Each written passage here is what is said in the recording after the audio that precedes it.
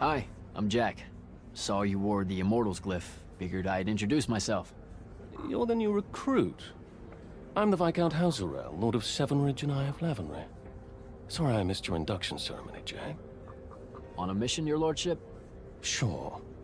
And please, just Hauser. Fewer words benefit us all. Honestly, I didn't think anyone would pass selection this time around. No one has in years. So I dallied. Apologies again, I should have been here for you. No worries. So, what was the mission? I'm a hexbrand, Jack. Do you know what that is? Oh, an assassin. Yes. You can figure out the mission from there. I didn't think the Immortals had assassins. Understandable. It's not really tip of the spear now, is it? The Immortals are more than that, it's just Kirkin's favorite way of selling it. Does she give you a target list? Writs? Devin said writs once. Call them sanctions. Their approval is a nebulous mix of Lavenry, the Grand Magnus, Circumstance, and myself. Are you interested in taking one on? Wait, we can do that? How? The Order of Masks have a group of Magni called the Six that range far from Rasharn. Lucian needs them dead. If you want the sanction, it's yours. That's how we do it. Being a Viscount, that means you have a claim to the throne, right? I'm 15th in line and never getting closer. Realistically, you have as much claim as I do. Uh-huh, sure. What's it like being part of a dynastic house? It's bad for one's health. Come on. Oh, I'm serious. Why else would so many of us train as assassins? There's the Everwar between kingdoms, and then there's the Little War, known in every court in Aveum. They're the same except for scale. Magni obsessed with fighting other Magni for the rule of magic. I have to watch my back on two fronts. I didn't see you at Nocia when we confronted Sandrak. Were you there? Answered your own question there, no? I mean, maybe that was the point. You not being seen. Like you were covering us or something. Considering what happened, perhaps I should have been. But no, I was away taking care of a few things. An ambassador of Kylay caught wind of the meeting in Nocia. Thought they would show up with a delegation to show their support for Lucium's surrender. Yeah, they didn't make it. Funny that. What's the deal with you and Kirkin? She literally doesn't talk about you. Like, she doesn't even really consider you part of the Order. I'm sure that sometimes she wishes I wasn't. I'm an Eye of Lavenry as well as an Immortal. She may think the real reason for my being at the Palathon is to keep tabs on her. But she had to approve you joining us. I don't get it.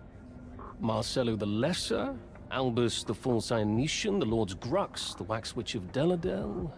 All of them were Kirkin's enemies, here and abroad. Operative word being were.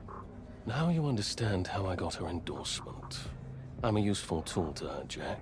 You should only read Kirkin's silence as a shield of plausible deniability. If we're not seen talking, no one can prove she gave the kill order. So are you a spy of the king? That's what eyes are, right? Yes. And I'm one of his personal killers at discretion. Which isn't the same as my role as a hexbrand. But the differences are so labyrinthine that I preemptively bored myself trying to explain them. At its simplest, one is killing for the Crown's interests, the other for magic's. Magic has interests? It has colors, shapes, and expressions. Why not? Magic defines its own tenets, and all of it is a system that the Magni have agreed to work within. Hexbrands make sure derivations of that system are at a minimum. Sandrak. Were it so easy, he's practically covered in writs. But he's also guarded by the most exceptional hexbrand of them all. The Hand. Getting past her is difficult. Talk to you later, Hauser.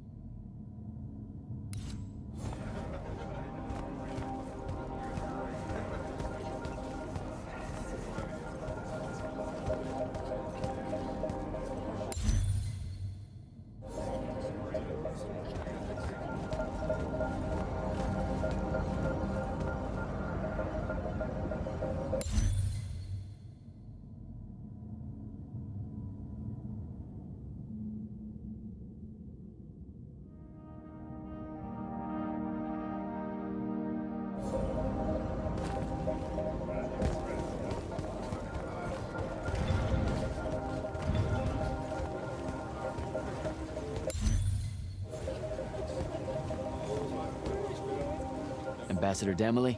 Hello, Jack. So what does the Royal Advisor do with the Palathon exactly? On paper, I'm here to uphold the interests of the royal family and counsel the Grand Magnus on the Immortals' role in the Everwar.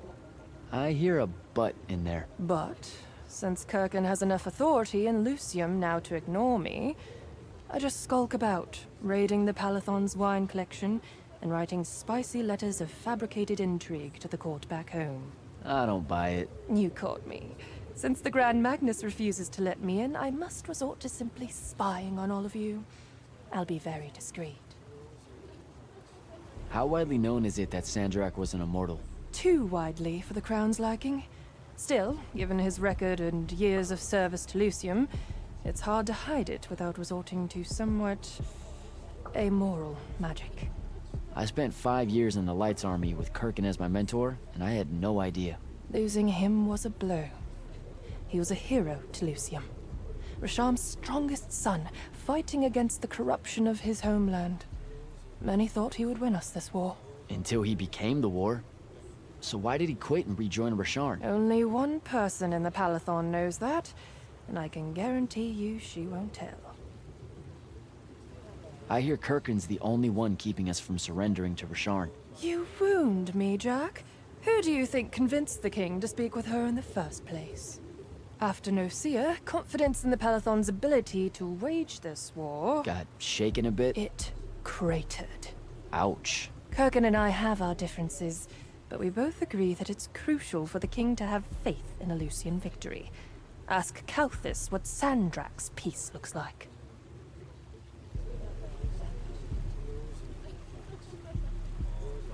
How well did you know Kirkin's predecessor, Thaddeus? Not at all. His tenure was a long time ago. By all accounts, the Palathon and Lavenry enjoyed a less contentious relationship then. Grand Magnus Thaddeus was very popular in the capital. Really?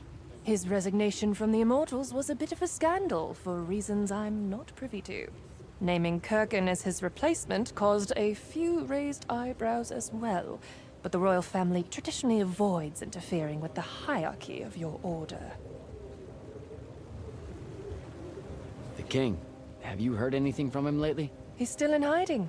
Royal communiques are few and far between. Why do you ask? It's just, things are escalating. Everyone feels it. Rasharn too easily presses in across the wound drifts. The forces Sandrak committed to the siege of Lavenry will not withdraw, and the front. If Kirkin has a plan, it would be nice of her to share it with me. I have to go, Ambassador.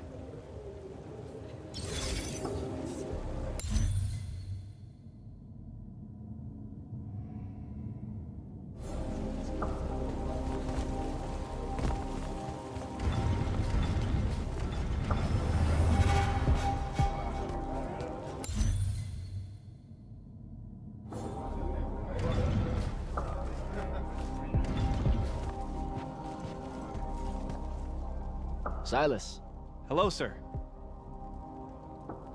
now that Yothium is secured, do you have your reassignment? You heard the Grand Magnus at your ceremony, sir. We're either meant for the front, or we're marching north to help Lavenry. The brass is still working out the details. Have a preference? The front, sir. Even though that's an airship over the wound and I have no stomach for flight, my mother and brothers are stationed there. Trenchers by trade, the lot of us. The Magnus that owns our debts likes his lightless to fight his families. Has enough pull with the Lights Army to ensure it happens. So how did you end up here? A clerical error, most like. Things got a bit scrambly when it was apparent Sandrak really meant it this time, going for the ley line tower. But, this way I get to tell Mom I fought alongside the hero of Yothium, right? How many lightless does your Magnus oversee? Can't count them all by now. He's been taking on the debts of hundreds of us from the other Magni for years. As I understand it, having an implied private army within the army is a mark of prestige in the dynastic houses. You know, like you'll be doing now that you're an immortal. Yeah, no, I wasn't planning on it. Are you serious? Debt collection seems wonderful to me. I mean, us lightless have been trained at the country's expense, and our arms and armor aren't free, are they? It adds up fighting for one's king. You know that's fucking insane, right? As a general line of thinking. Huh. Is it? But then, who am I to question the ways of the Magni, sir? I might even be accused of being unpatriotic. Kirkin was your father's commanding officer at Sundown 10? Indeed she was, sir, ages ago. What a harrowing experience that was, by all accounts. My father's still shaken by it. Sundown 10's one of the few battles where Rasharn deployed its Archon battalion. Even though it was a Lucian victory, due to your Grand Magnus, of course, they say the Archons were granted rights of citizenship in Rasharn after that. Their constructs are citizens? Just the Archons, sir, for their valor in battle. They're allowed free worship, of what I can't begin to imagine, and have the vote so long as they serve in the Rasharnian armed forces for a span. That's what some of my squad mates used to say anyway, the older ones. It could just be a lightless soldier's tale. You know how fanciful they can be when it comes to ideas of rights and opportunities and such. That shouldn't have to be fanciful. Now you're just pulling my leg, sir. Sundown 10. Kirkin never talks about that battle. That's strange, sir. She found her glory names there. Fury of the Broken March, the Warbird of Aquil. That's a tradition that's fallen out of favor, names of glory. I don't know why, they sound so crackerjack. Sundown 10's where the Grand Magnus had the accident with her arm, you know? Hold on, you know that story? Only as my father tells it. He says that after days and days of fighting, the Grand Magnus ended up overloading her sigil until it just fused into her arm. Sigils are used to level your magic. That shouldn't have happened. Father did say the Grand Magnus was arguing with her sigil constantly to lift that restriction. One day it finally gave in. What? You can't do that. I don't know, sir. She can be very intimidating. When did you join the Lights Army? When I was 13, sir. Mom and Dad thought it best if I went in before draft age. They feared if I went in with the normal conscripts, I'd learn all the wrong lessons. You know how they're always so rebellious at that age. A bit. Still, that's stupidly young to be on the field, Silas. I don't know. The king led his first charge when he was 12. Into the lines of the Red Colonel's rebels, no less. Yeah, but the king is a Magnus of the strongest bloodline in Lucium, and he was riding a howler. Yeah, and armored head to toe in unbreakable glimmer-spiked silver. I know. So if your king set such an example, me crossing my first swords at 13 doesn't seem so audacious, now does it? I'd better go.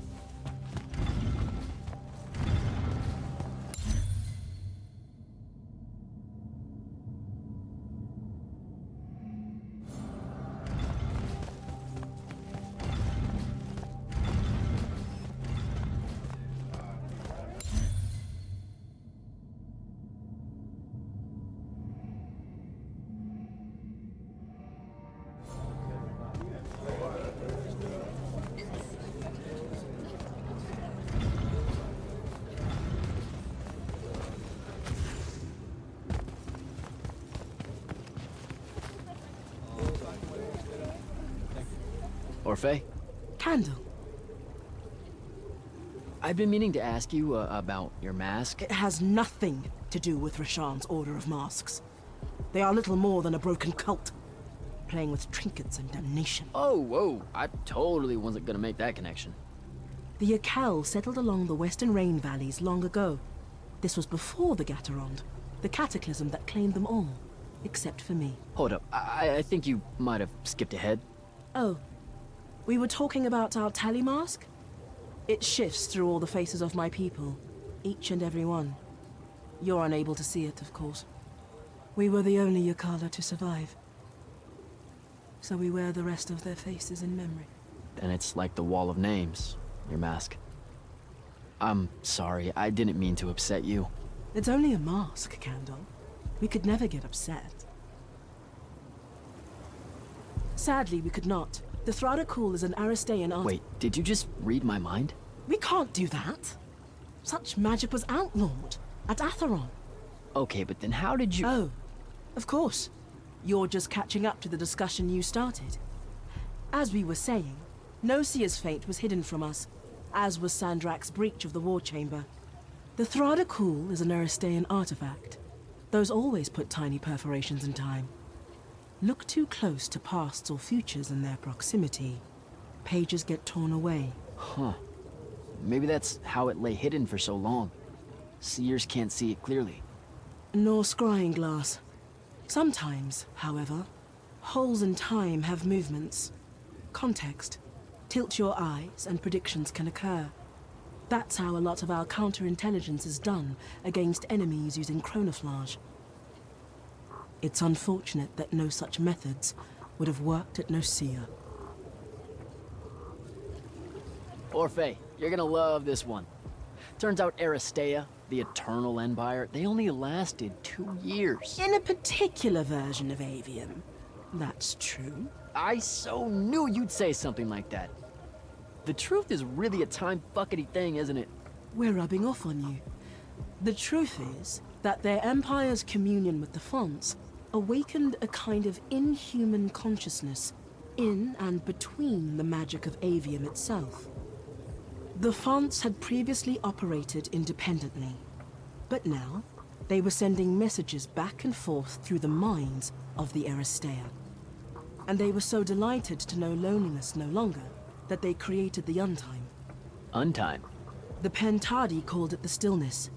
Civilizations can flourish in it if they can figure out a way to keep hold of causality in a space that has no meaning of the word. They never do. Aristea has always been forever and yet less than 1,000 days. How's that for time, fuckety, my little candle? Who's got 2 thumbs, a binding mark, and met an Aristean astral projection? This guy. Delightful. What were they like? Well, he talked like... I mean, he kind of like talked like really a little bit fucked up, but like I could totally still understand him, and the other way around. There were probably semiotocular spores in the air to ease your communications. Like breathing meaning. That's maybe gross, but also, he was overcompensating or something because he made himself like 40 feet tall. Perhaps he really was so in life. Judging from their art, they were able to customize their human appearances into extreme forms. I was really hoping you'd be more impressed. Wait, you first saw me telling you all this already, didn't you? We have no idea what you're talking about.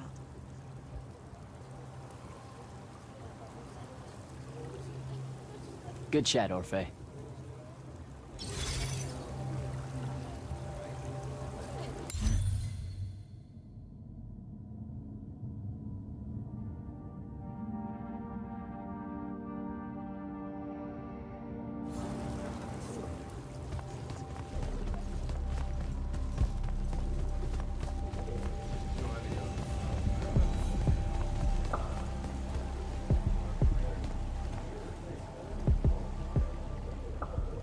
Good to see you back, sir. The Grand Magnus is waiting for you in the vault.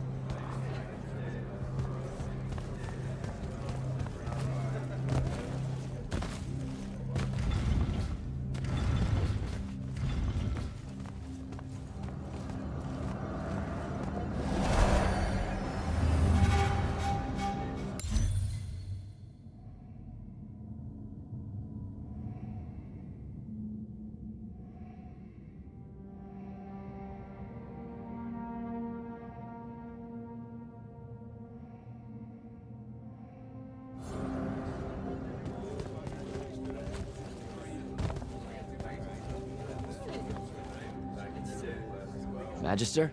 Friend! So how often do you try out for selection? As seldom as I'm able without bending Light's Army regulations.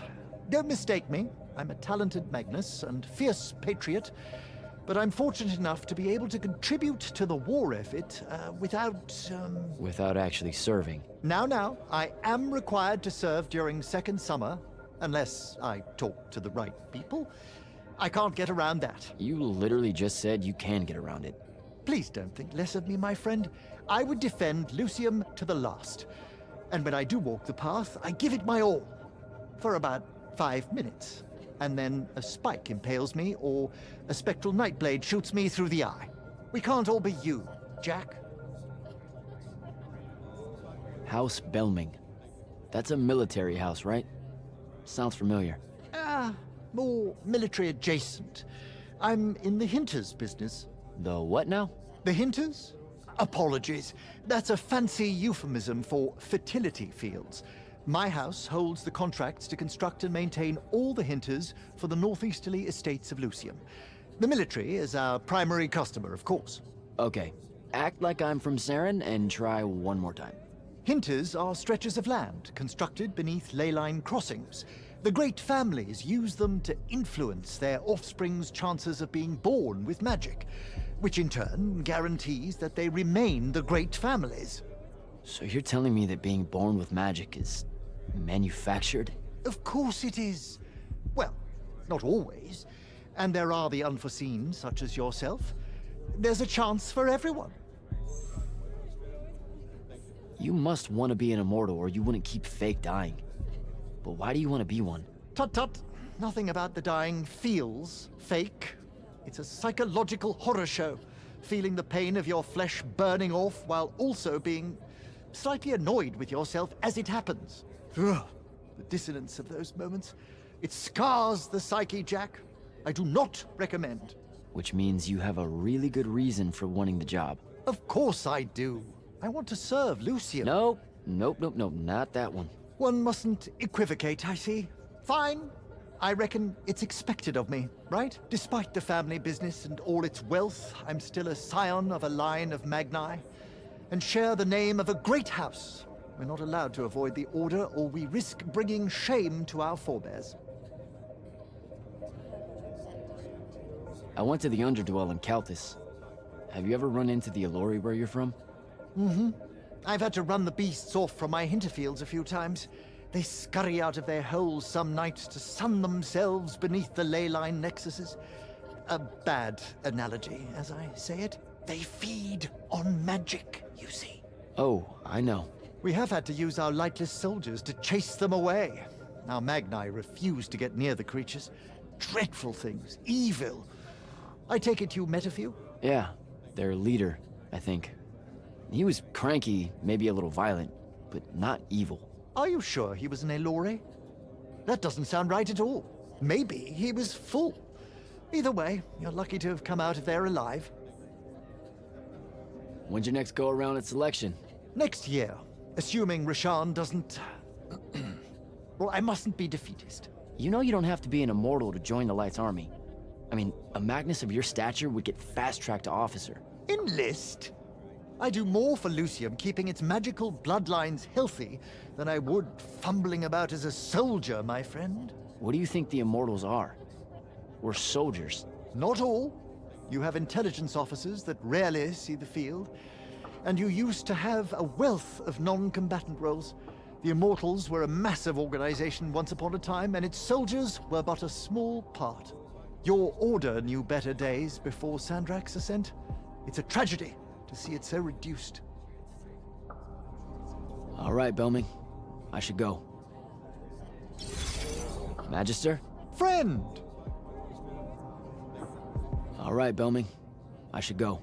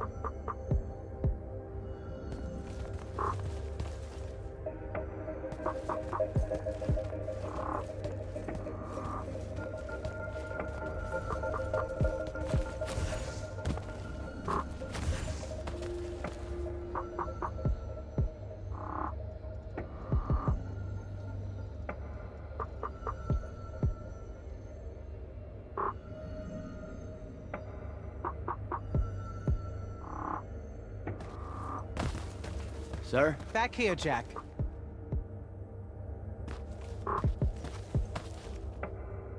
Here. This dossier is for you. My report of Sandrak's time as an immortal.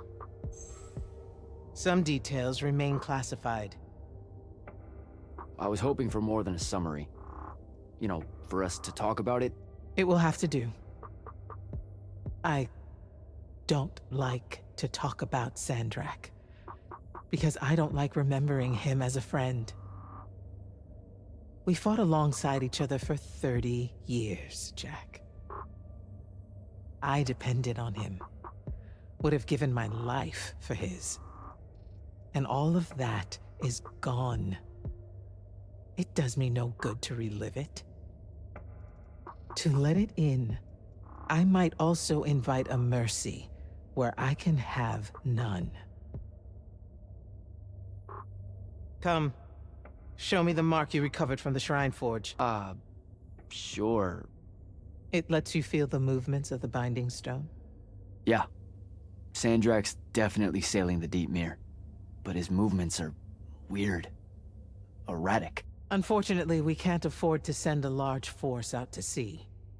Most of the Light's army musters at the front, and we need them to remain there. You, Zendara, and Devon will have to face Sandrak alone. Well, not exactly alone. My contacts in the Clayless Traders Guild provided us with a Colossal during the Trenchship Rebellion. I never gave it back. It'll take time to wake her up. She's not seen service in a very long time. Captain Selko's a fine steersman, if I recall correctly. And I can guide him to wherever Sandrak is, using my mark. That's the plan. Now, unless you have something else to ask me, that'll be all. You've been hiding anything and everything about Sandrak being an immortal since day one. I deserve more than a report you wrote up. Tell me, Jack, if you had a very close friend that you shared a common cause with for the longest time, a vision of what was right and true and good, and they betrayed that vision, betrayed you, how would you feel? Would you want to talk about it? Could you talk about it? If the person you once knew became someone you Yes, absolutely. I'd have to know how it even got to that point. Sandrak and I were companion in arms for longer than you've been alive. We stood against the Kalthus estates, the Sea King usurper, the Colossals of the Arjaman Pretenders, even against Rasharn, his homeland. And then one day, he refused to participate in a mission that could have very well ended the war. What mission? Read the report. And we're back to that. Look, what's important is that Sandrak had orders, and he allowed his own hubris to ignore them. He made a decision that jeopardized the rest of us because he thought he knew better. Yeah. Hubris sure is some bad news. It's terrible. For the breaking of his oaths to the Order, I exiled him back to Rasharn as punishment, thinking his ancestral enemies there would be the death of him. That last part didn't work out. Not even a little bit. All right.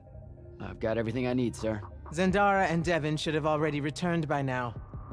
You'll all set out for the Deep Mere in the morning. Oh, one more thing. The Oromik girl, Kenzie. She wanted to speak to you when you returned from the Shrine Forge. I think she's a bit smitten with you. Yeah, I don't know if it's limited to just me, sir.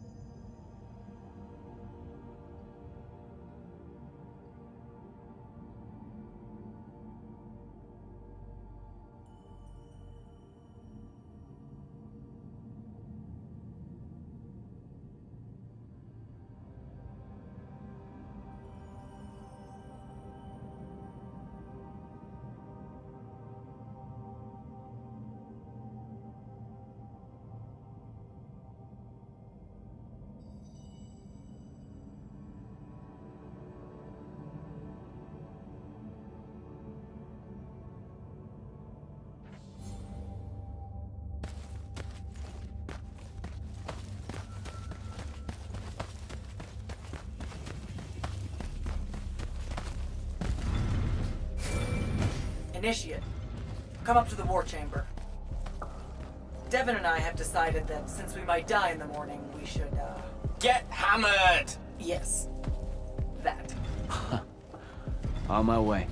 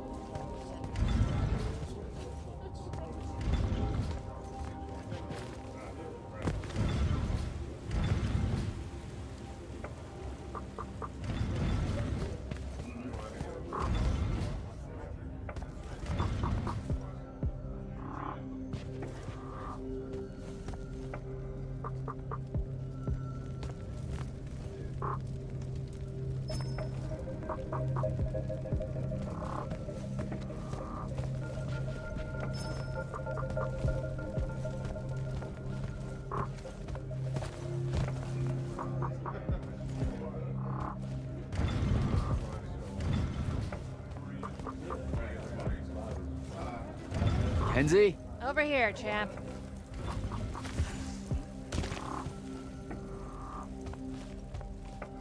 Did you get lost? No, I just... Everwar Central here just kind of skeeves me out. And then someone told me about all those names out there being dead people, and it... The garden area thing, it was nice. Yeah, the names hit me pretty hard too when I first got here. I was going to leave, but then your boss lady said you were on your way back, and... There I am thinking about dead people, and then of course I suddenly can't get Thaddeus out of my head. I'm really sorry. I know you two were close. He was such an asshole. Did he... When you hung out with him, did he talk about me at all? I really looked up to him. Come on. You know he couldn't not mention you. Really? Really? Oh. What'd he say? Huh? Come on, what'd he say? He, you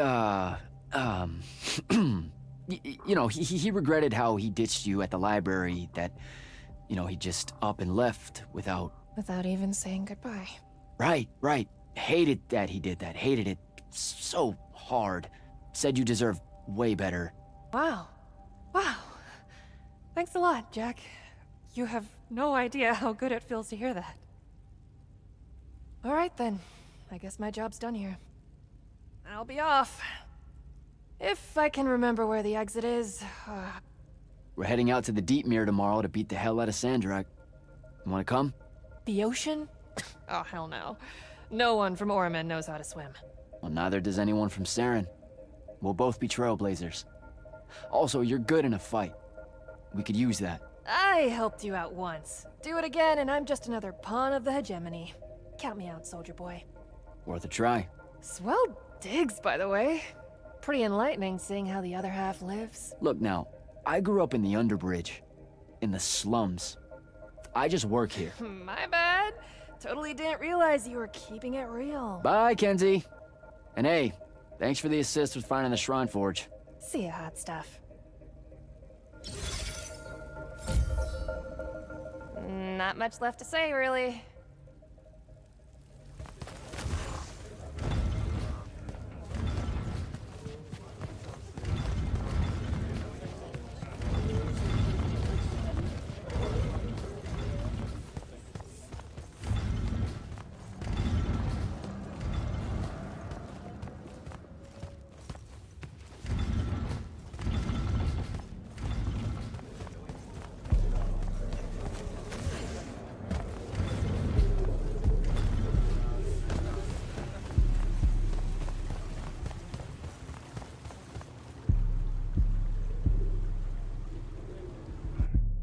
I've got 100 Allori chasing me. Nowhere to go. All by myself. And then, boom! I'm grabbed by the neck. I can't breathe. Sure, just interrupt my story in the rudest, most disgusting way imaginable. That's cool. I honestly forgot you were telling one. Oh, did I ever tell you guys about the time I almost turned 100 years old? My company was holed up in the trenches at True Haven Pass. I was still assigned to Light's army then. Medical watch, yes. Yeah, I'm pretty sure this is a lie. Absolutely serious. The Rashanians hit the trench with an aging spell. By morning, we're suddenly too tired to fight. We're too infirm. Our brains are muddled. We've got the cataracts. So, anyway, I see myself in a mirror, right? I look like my father. My father was a very unattractive man, Jack. We call him the Turtle. I am not going to age well. So tell me, sir, when did you say to yourself, hey, bigotry, it's not really so bad, is it? I have to make a far call. Are you referring, Initiate, to why I think the unforeseen are a curse? Yep. Telenir was a small city in Kalthus. The priests there believed that the Lightless were given some divine role by the Pentasod, and they didn't allow Magni within their walls. Can you imagine? A city without magic? I'm not an asshole, so yes. One day, at some morning prayer, a young girl, in Unforeseen, just exploded with wild magic. She died screaming as spellfire erupted from her body. All of Telenir started burning. And because there were no Magni around, this wild magic went unchecked. The whole city, and everyone in it, were reduced to ashes. That's all very sad and terrible, sir. But we're not all that little girl.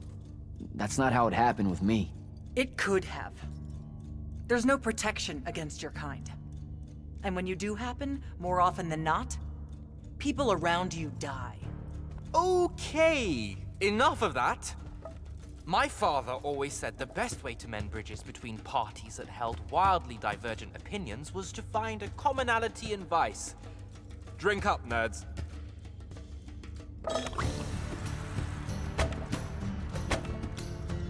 Another.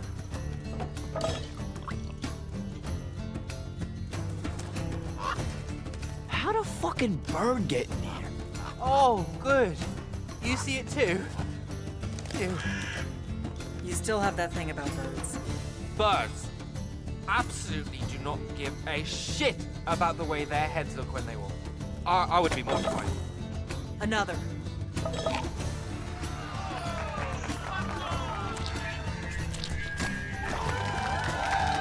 Damn it. Another. Use your lash! Use your lash! I know. Another.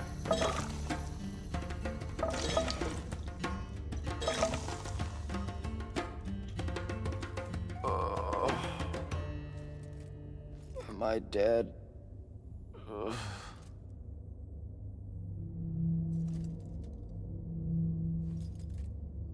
It's him, isn't it? Sandrak's moving towards the font. Showtime, then. And listen, I may not like what you are, Jack, but I like who you are. That feels really abstract and not entirely okay, but thanks. I think. The Immortals are better because of you. And Lucian may end up surviving because an unforeseen led the charge.